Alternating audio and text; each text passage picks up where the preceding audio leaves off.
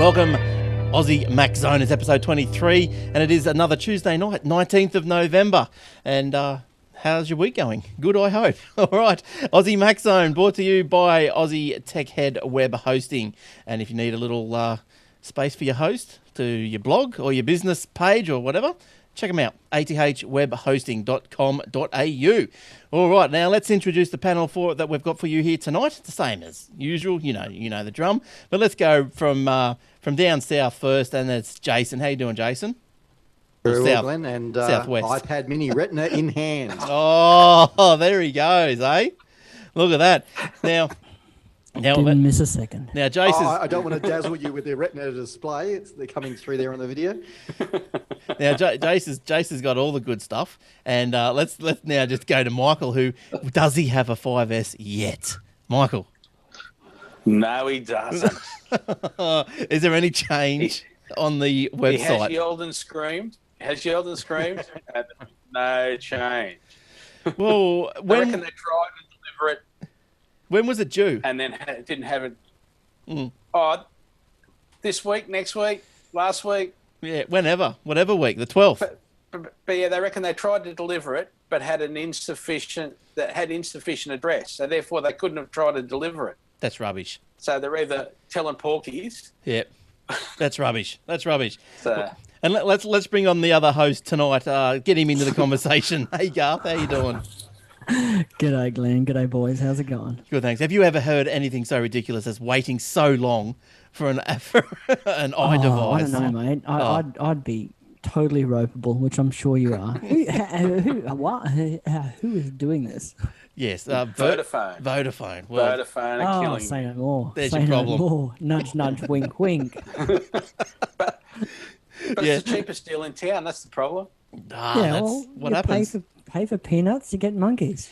You know, that doesn't sound quite right, but anyway. Or Vodafone in this case.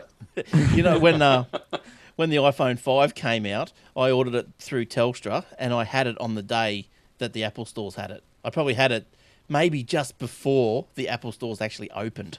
So that, yeah. Depending on what time you got in line at the Apple store, yeah. Yeah, well, that's right, yeah. So, well, anyway, so still no ETA, Michael, just whenever it turns up. That's it. Whenever it turns up. Yeah, right. Yeah, because they reckon they've tried to deliver it, so now it's been put back. So anyway, and Michael's used to getting things put back because, as you can see, his picture quality is just great on this NBN, isn't it, Michael? How's the NBN going? yeah, go and rub it in tonight. That's the way. Oh, no, we got to. Well, it's still not working. You're still mixing with the rest of us plebs. Yeah. My place isn't even on the NBN rollout yet. There's not even a hint, not even a sniff of NBN in my house. So, count yourself lucky that it's at least at the door.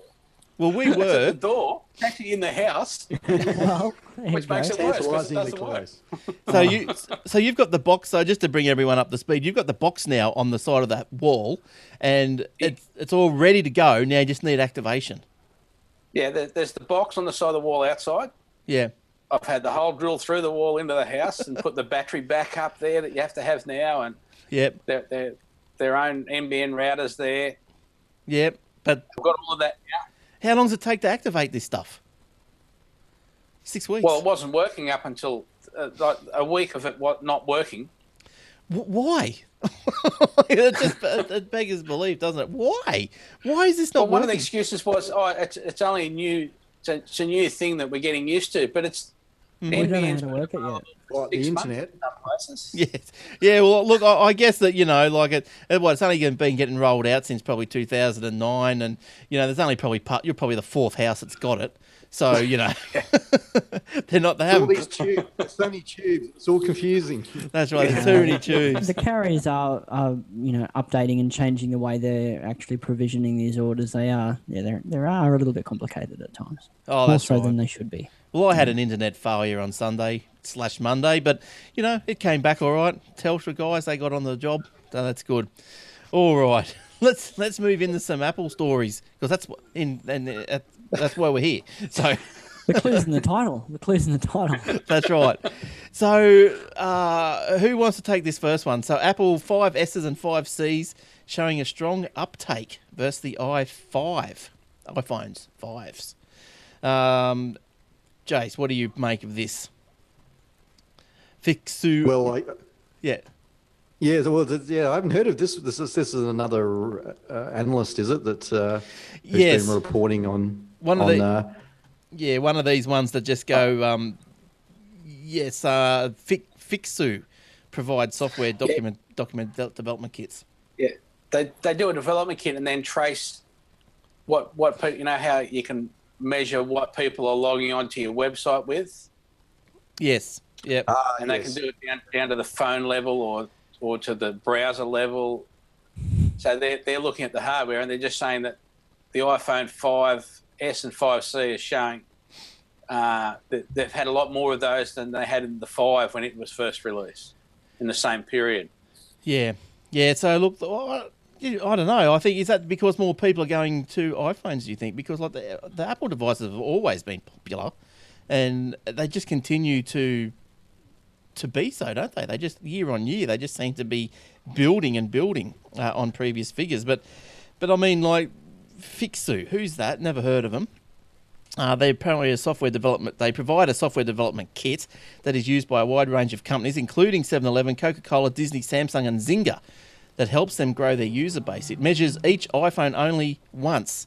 Even if it's running multiple apps with its SDK, it can provide some insight into how well the various phones are doing.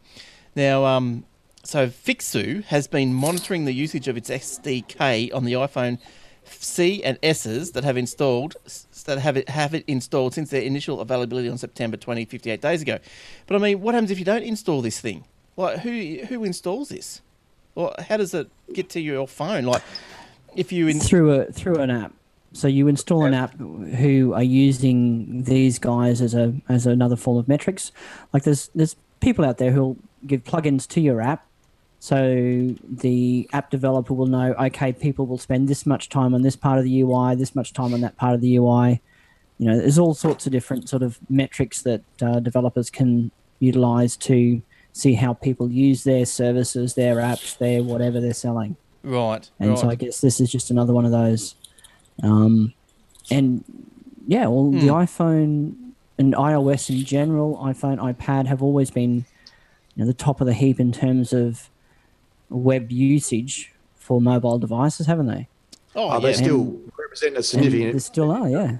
Mobile devices, and I guess it's this thing where you look at the sales of iOS versus devices. There's a lot of Android devices sold, but a lot, I think, are sold as low-cost phones where you go into a carrier now, and I guess the feature phones or the non-smartphones you really can't find now. So a lot of people may be buying a cheap one of those with they may not even know it goes on the internet or have no intention of doing that. And for, I guess, I don't know what the split is now, maybe 10 or 20% iOS, 70% Android or something like that in sales of devices.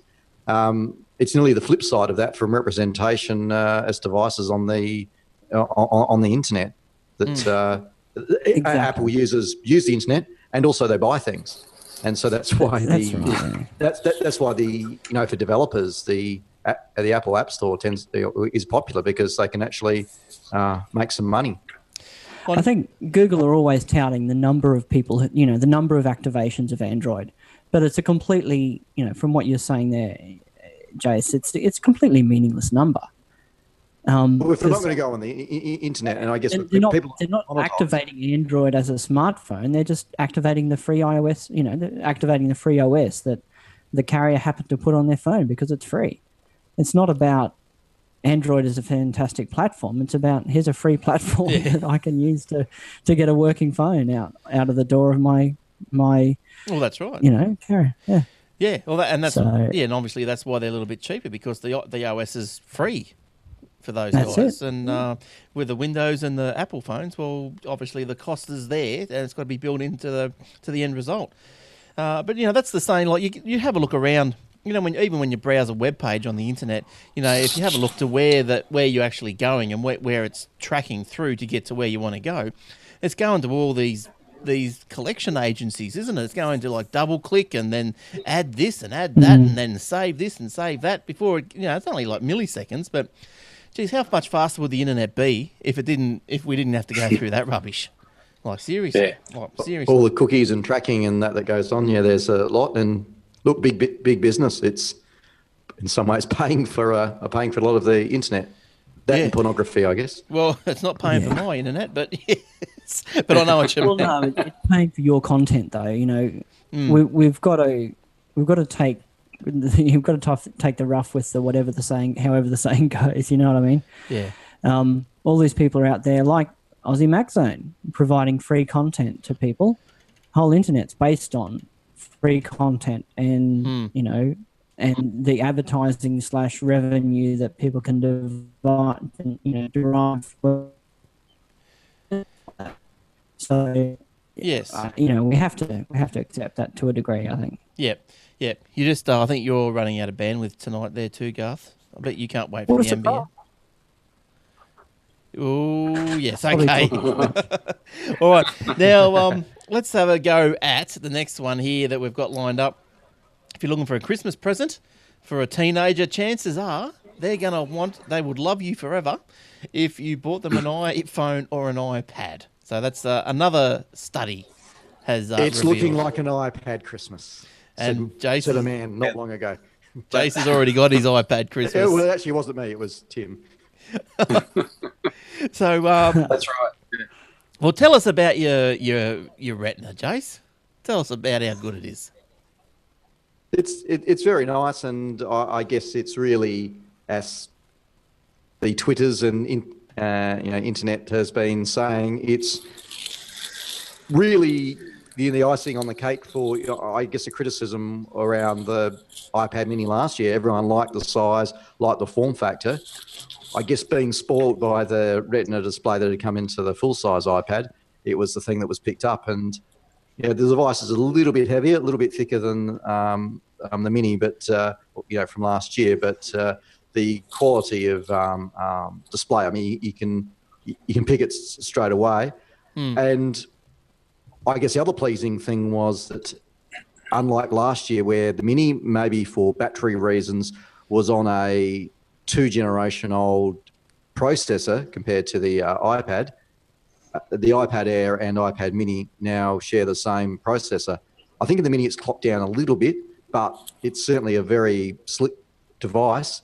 And, really, it's not a compromise that you're taking now. It's really a decision you can make as to what form factor suits you. You're not compromising on screen quality with the Retina, and you're not compromising on processor power.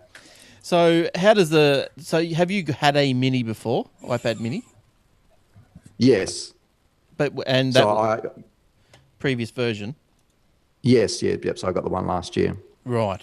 So now you've upgraded to this one. Now, yes, because there's another story further down in the show notes tonight about the Retina iPad Mini display shows poorer colour accuracy than the Apple's iPad Air. So there's been a few of these things and around colour attention issues and all this type of stuff, and that was coming out around when the MacBook Pro 13-inch Retina was released a couple of months ago, and I'm sure people are out looking for things.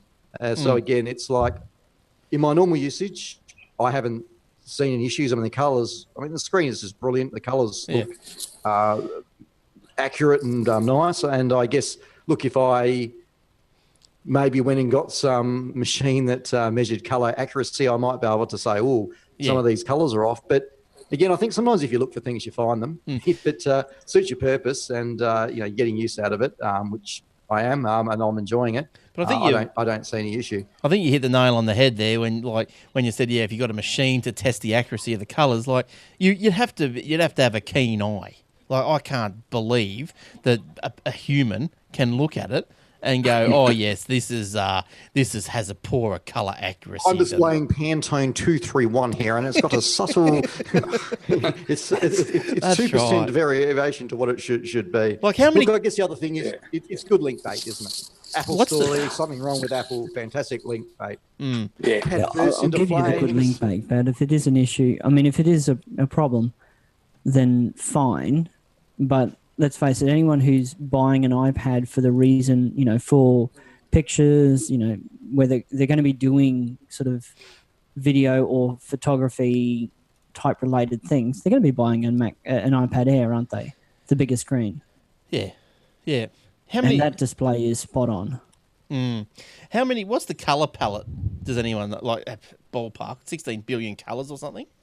Is that the around the, you know? There's just millions and millions of colors. Like, how can any person see a difference? I don't know. But did you have a take on any of those, Michael? Of any of that sort of info? Oh yeah, apparently because they're using again different brands of displays in the Mini, there might be two different results for the same. I'll start again. Two different iPad Minis give two different results because they've got two different brands of display in them. Right. So I think that might be what the issue is. Thing again, and I'm pretty sure this first lot, I think, is predominantly, if not all, LG, because there was a story that they're looking for Samsung to come online to keep up with supply. So these might be all the some LG sharp ones. Apparently some sharp ones as well. Yeah. Okay. Yep. And so, it's again, it was LG versus Samsung around the MacBook Pros, wasn't it? So it's again different brands have different variations. Do you think there's a reasoning behind trying two different screens, or like what would the reason? Quantity. I think it's supply. Quantity. It's just how many they can get. They need how many they can make. You know, the manufacturers just can't keep up the demand. But obviously, I imagine. I'm not sure what the yields are like on these screens because I imagine they're reasonably complex to produce given the dot pitch on here I think is greater than anything else out there, isn't it? Be tablets or phones from anyone.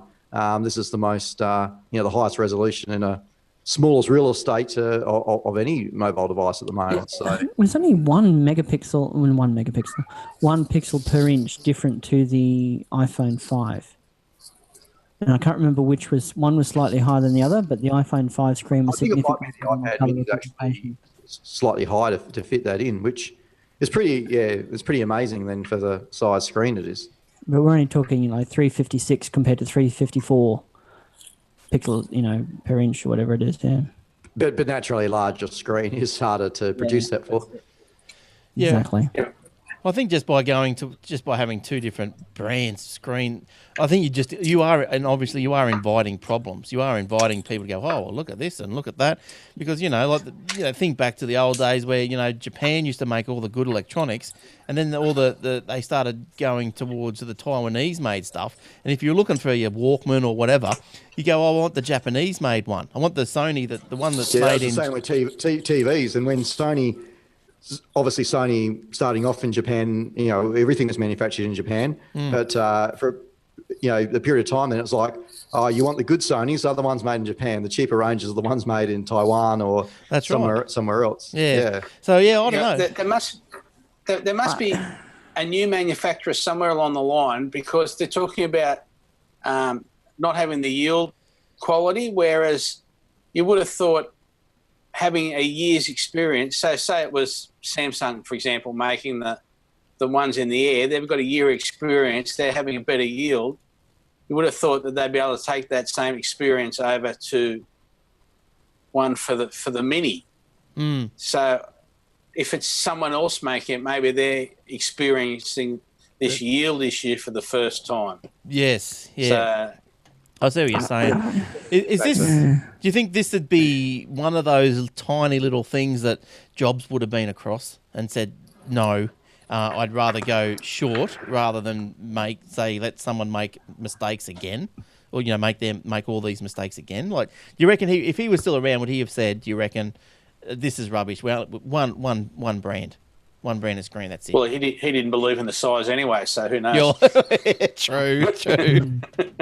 So there you go. So that's why it's all falling to crap, because, he didn't believe in it. It wasn't part of the plan. I'm not sure there is an issue there. Yeah. So yeah, well, you love it, Jace. So that's the main thing, and I think people do like them. That's all that's important. Yep. And look, I've been over. I haven't got one, but I've got the iPad 2, and I've been over and seen the little minis, and they are pretty not nice. They're pretty neat. You know, I probably wouldn't mind one day, maybe for Christmas. If one happened to fall into your lap, you wouldn't say no. Well, no, that's right. No, that's right. I'd catch one if it fell out the back of a truck before it hit the ground. Yeah. So anyway, nearly 90% of teens said they want an electronic gift this year, and the most popular choice is the iPhone. According to a survey, ebates.com, an online cashback shopping and coupons website. Nearly 1/3 of all teens surveyed said they want an iPhone this year, and 24% said they want an Apple iPad. So good on them. Good on them. Now, there's another little interesting story. I think we mentioned it, just touched on it a bit before about the activations of all these devices. Now, where was that story? There was something about Android, wasn't there? Android-based TV sticks activate as tablets. There we go. So, who put that one in? Michael, did you want to have to start off with that one? Yeah, it's just that there's all these little USB sticks and HDMI sticks that you can get now, and they're running Android. Yes. And so if you're surfing the web, they're not showing up as a TV stick. They're showing up as... Apparently, they're showing up as some sort of tablet. Right. So therefore, if they sell 5 million of those over the Christmas period, that's 5 million more Android tablets. Where they're not really tablets, are they? They're just TV devices. Yes, and I've got one of those, and look, it works pretty good. I like it. That's good. You're contributing to the problem, Glenn. Goodness me. Yeah, I know. Oh, what do you do? Well, I've got my Apple TV. This thing was only like $40 or something. So what do you do? What do you do? No, they're good value. So that's the problem there. Well, not really a problem, but when Android wheels out their stats barrow, and they're going, look how many tablets we've sold and how many have activated. Yeah, well, don't forget, there's 10,000 million Android-based TV sticks as well, masquerading. It just underlines underlines the irrelevance of those numbers. That's right. Yeah, that's the Android activation numbers. Yes, that's exactly right. All right, where do we want to go now? Garth, did you have anything interesting to say, or anything that you wanted to bring up this week? Not specifically, Glenn. No. By chance? Thanks for that. Yeah. No. So you've settled back down since your cruise, and you've got back into the swing of things. I hope so. Back to work, back to life in general. Oh yes. So back to thinking. Yeah. No new tech devices coming your way this anytime soon. I just can't justify it. No, that's right. If only some horrific accident would befall one of my devices, forcing me to, then that would be. Barring that, I'll just soldier on for another year, I think. Yes. So are you you're the type of guy that you go in the cycle of the, say, 2-year cycle? I'll try and stretch it to 3, because normally I have some way of, sort of half working for one of the carriers. I can get deals that other people may not be able to get at times, and so I'll hold on a bit longer actually. Yes. Because I'm not going to be paying the normal $80 a month for a device, and then as soon as the 2 years is up, get another one. Yeah, fair enough. Fair enough. How long do people get out of their MacBook Airs? Like, I don't know. Or a Mac? Don't have one. Michael, what do you reckon? Oh well, I personally expect 5 years out of any laptop. So yeah. That wasn't the answer I was looking for, Michael. People keep between 2 and 4, no problem. Yeah. You might find a 2-year-old one. Yeah, okay. See, I'm running a 2011 MacBook Air at the moment, and the only thing that hurts me is 128 gigs SSD in there. And there's not a lot I can do about that, is there? So. Yeah, you can upgrade that. In 2011, can you? Easy enough? Yeah. Well, expect something in your mailbox. Is it Mac Airs? Is that what you got, Garth? Are they? Does that sound as? Is that as easy as it sounds? To just put another hard drive in a Mac Air, or is that? It's a stick. So you buy the stick from America and put it in, and when you get it, it normally comes with a little USB enclosure that suits the stick that came out. So you end up with a external SSD drive as well. Oh, nice. Okay. But how hard is it? Like, if you How hard is this job? Yeah. Yeah. It's getting the right Torx driver to go around the outside. I think that comes with when you buy the hard drive, and there's a slightly bigger Torx driver holding the screw on the drive. Right. For want of a better word, for the stick. So where are you getting those from, Michael? Is that from Max Sales? Oh, yeah, Max Sales or what's the O? I think they're the same people now. Other World Computing. I think they're the same guys now. Because I know they come out with kits quite quickly, don't they, after a new model's released? Yeah, and it's got to be a specific one, but... Yeah, but you hear a lot on the podcast about, they've now created a kit for the Air, or they've worked out how to do something for a machine that's not meant to be upgradable. Yeah. But they have different connectors, but they're pretty straightforward. It's just under the 2, 4, 6, 8, 10 screws around the bottom, and one screw holding the drive in. Put the drive back in. Away you go. There you go. Your drive in the external one, and I'd probably put the new drive in the external one, migrate the data or copy the data from old to new, and then put the new in, and that way you've still got your double data instead of doing it the other way around. So, there you go, Gav. Next time you sit down for a hot chocolate, give that a whirl. Would you trust it? I don't think I'll be taking that on myself. Would you trust the kids to do that? No. So, where would you find a friend man somewhere around here who can do that? Yes, well, it sounds. I think. I don't know. Laptops. I don't like them. Is that something that the Apple Store would support themselves? Do you think? No. Never. It's an upgradable machine. Yeah. Okay. Oh, so they wouldn't even help you out even at the store. They just go, no, can't do. No way. Sorry, not selling you that. You avoided your... still under Apple Key. You've now avoided anything I'm out of that around the hard drive. Yeah. What about Next Bytes and all that sort of stuff? Do they go in for all that sort of stuff? I think they've all closed down, haven't they? Is that something you did, Michael, or you do? Like, something I do. Yeah, as a service for people. Yeah. Yeah. Okay. Yep. All right. So that's right. So here you go, Garth. So looking at the Other World Computing site, 240 gig solid state drive and storage for a MacBook Air 2010/2011 edition. How much? $317.99 US. Yeah, it's getting there, isn't it? Ooh. Is that with the external USB case? A third of the cost of a new machine. By the time I think so, Michael. I think it's like their kits are normally pretty good. I think it's like with your screwdrivers and installation tools and all of that stuff. The whole deal, yeah. Yeah, right. Well, there you go. What was that website, Jace, again? Well, if you just look at owc.com, it's I think it redirects to macsales.com now, but pretty well known for doing Mac upgrades, and I think they go back to as far as you like in even to the PowerPC Macs. They've got stuff there. Yeah, they've been around for a long time, very reputable. Well, since 1988, according to their website. So, well, there you go. Been around for quite some time. You hear them spoken about in a lot of podcasts. Yeah, okay. Yeah, cool. All right, you'll have to get into that, Garth, and whoever else is looking to upgrade their machine. Looks like it's a bit of a DIY job. Might be easy. That it sounds good, doesn't it? That sounds... It might be. Then again, it might not be.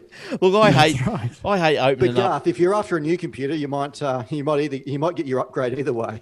Yes. That's right. It may just cost me an extra $300 on top of the cost of the new computer, though. Well, an extra $2,000 on top of the computer. The thing I hate about opening laptops is that there's just layers of it, isn't there?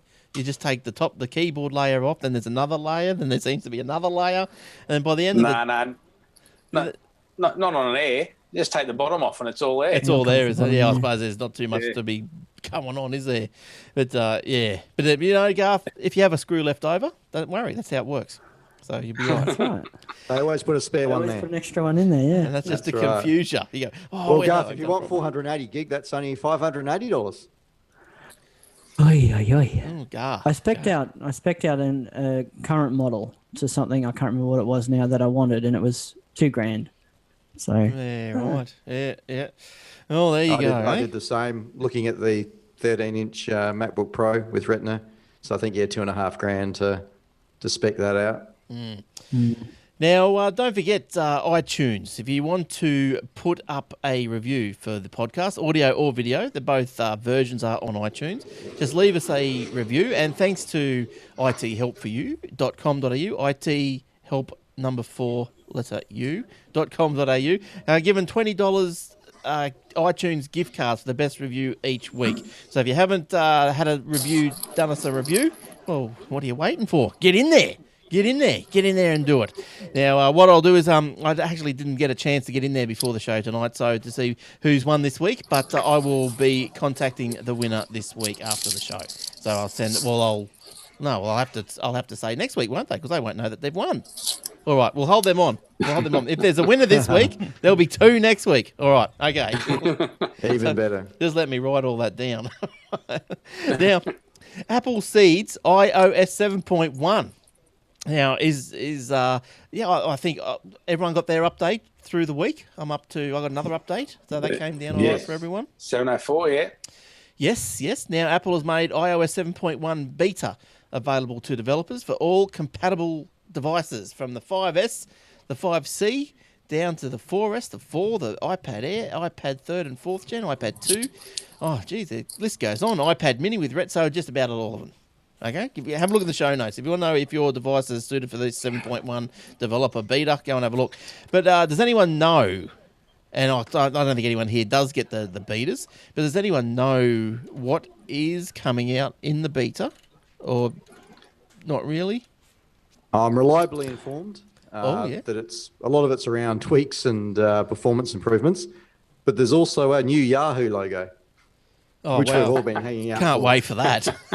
Are you serious? That's the big buzz of 7.1, a Yahoo logo. I think it's more the tweaks and performance enhancements. So there's changes around the animation and a few other bits and pieces. I think just some generally text rendering and things like that. Because 7 was such a big signed out. upgrade. They're still working through. Yeah, it's just, as Garth says, the bugs and some tuning issues. Yeah, look, I find a few little funny things happen every now and then on mine, but it just resets itself and away it goes. It's back on. There is one app that has not worked since iOS 7 went on there, and I don't know why. So, but anyway, I've contacted the developer, and they've just gone, yeah, well, we don't know either. So I don't think there's much chance of that app working anytime soon. But we don't know, we don't care. But the funniest thing is, it actually does work for some people. Now that's the funny thing. But anyway, I don't know what's going on with that. And maybe it's just you. Well, maybe, but no, there's a few other people have it, because I looked in the forums and there's a few other people. I think you're holding it wrong, Glenn. Probably. I'm probably holding it in my left hand rather than I should be holding it in my right hand. Yeah, that's probably what it is, actually. I'll have to change hands. That's right. Yes. As part of a settlement announcement on Monday, Google has agreed to pay $17 million to 37 US states, as well as the District of Columbia, for ignoring anti-tracking protocols that are in Apple's Safari's web browser. Okay. So who knows about that one? Michael, you know all these tricky ones.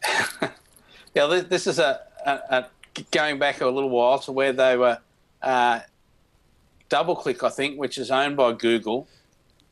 Their tracking software, you didn't know that you're actually being tracked because it put a blank layer over the screen. So they were making out that you're interacting with the DoubleClick information because you were tapping items on a screen, and that software then could track you from, even if you had your cookies turned off, right? Because you had your interaction there, that became a proper cookie. Okay, so why does Google have to pay? Like, what is this like as a settlement of law? Is this a lawful thing? Or it must be, I suppose. Like, They were I being guess- sued by. Probably something around privacy or something that they weren't respecting the user not track. choice. Yeah. Yeah. So not so much that I don't even think it was the do not track. It's the fact that the Safari browser had that tracking turned off by default, which they didn't want. So they found a way around it. Well, I think that was just by ignoring it. Well, no, I don't know if anyone has to or does, respect the do not track cookie, the do not track request in the header. This is more about respecting the not retaining cookies. But they were fraudulently doing it by putting something on there that wasn't letting you know and was tracking Exactly. you. They were finding a way around it, even though Safari was not retaining the cookies. They were finding a way around it. Yeah. So it was against And got caught. Yeah, so it was against Apple's terms and conditions of the thing. Oh, here we go. What's this? So this is the privacy settings in Safari. So there's a setting in there called website tracking. Ask websites not to track me. There's a selection in there for that. I think a lot of browsers have been starting to put that in now, and there's been discussion around. As Garth was saying, look, it's not law, not mandatory that people follow that, but I think it's sort of general being a good citizen and general convention that if a user was to do that, that you should at least be reading it and not ignoring what the user's doing. So that's the privacy tab, yeah. Yep. Yeah, I think the issue is, there's the do not track sort of cookie header in the request, the request when you send for a page request. And there's no need for them to do that. They're not going to get sued over not following that. But the fact that Safari had cookies in general switched off, and you were still doing such things. Yeah, fair enough. That's naughty, isn't it? I thought they would do. I thought they were good people over there. From their perspective, Safari was being naughty in having it turned off by default. They shouldn't have had that turned off by default. They should have let us do it and make the user choose to turn it off. This comes back to all of the elections for web browsers again. Yeah, that's right. Exactly. Yes. So now when you boot up your machine, you have an election and a selection around. Do you want tracky cooking? Yeah. Oh, yeah. It's all insane. The only reason I'd probably turn it off if it speeds the internet up. But I don't care. That's what happens. Yeah, I don't care really. But if Google's thing is don't be evil, that's right. Yeah. Well, don't be evil. Well, is it evil to make money? It wasn't Google. It was someone that Google owns. So. Yeah, right. So that's okay. Plausible deniability. Yeah, old backdoors. Absolutely. Yeah, Michael, I've seen that you've put a few notes together today. Is there any other ones that we haven't touched on that you would like to bring up? Oh, there's one I chucked in late, which was in the UK, a guy who actually owns companies, owns some bakeries, blah, blah, blah. He bought an iPad from Tesco. When he got it home, it had clay in it. So he went back and complained, and then the police were contacted, and he was asked to come in and talk, and he got put in a cell for 3 hours, apparently. And then they later found out that the iPad had been activated, but it was activated in Wales, not in Kent, in England, where he was. And so someone had taken it out, resealed, put some clay in to get the weight about right, resealed the box, put it up on display. Like, it'd have to be... Oh, so there's no iPad in there? It was just... Just clay to weigh it down. Just clay, yeah. And it wasn't an iPad made out of clay either, which might have been nice. It's an art piece. Yeah. No. But it's happened in other places as well. Like in America, it's happened a couple of times.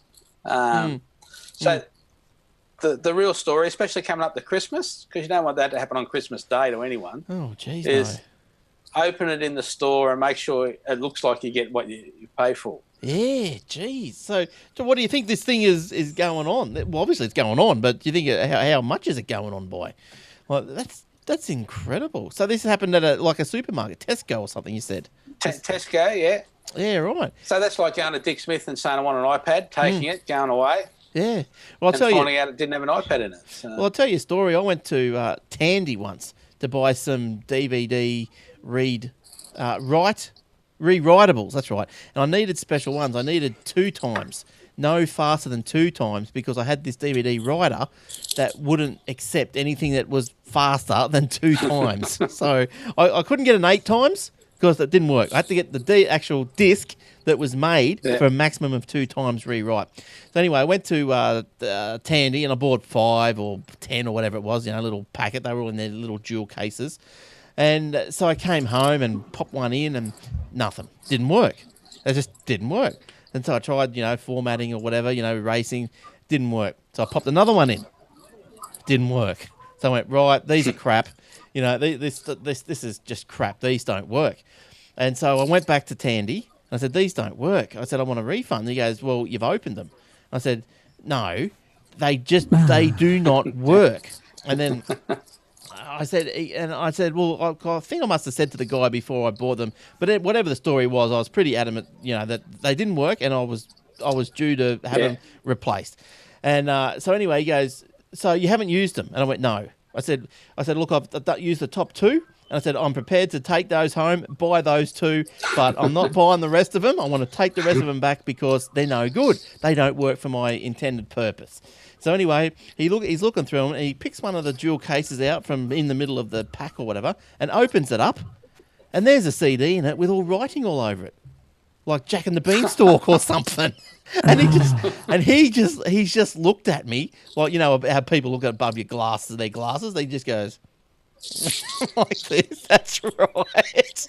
He's kind of exactly like that at me. And I went, mate, that is not my writing. I said, they're not mine. I said, that's why they don't work. They've been used. I said, that's why they don't work. And I got my money back. I had to see the manager and everything, but they gave me the money back. So I said, look, someone's brought these back, So it does happen. It does happen. All right, well, let's it's do that. interesting you saying it that way because one of the comments in the story on CNAT's website was he has been back to Tesco a couple of times for other things, but he feels very uncomfortable walking through there because he thinks the staff are going, that's the guy. He's guilty. That's the guy. He's known as the local Wallace and Gromit. That's right. Yeah. Here comes the clay man. Right. That's right.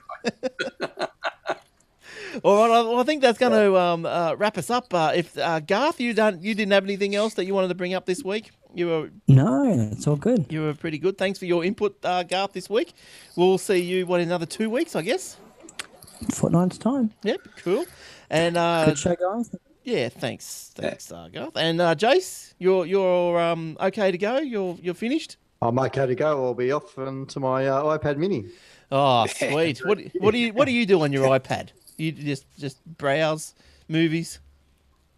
Yeah, more browsing. I guess it's sort of the TV device and looking at doing a little bit more with home automation. So the nice. iPads are good for that. So looking at doing a little bit of work for that around that, and that might be a use for my old iPad Mini.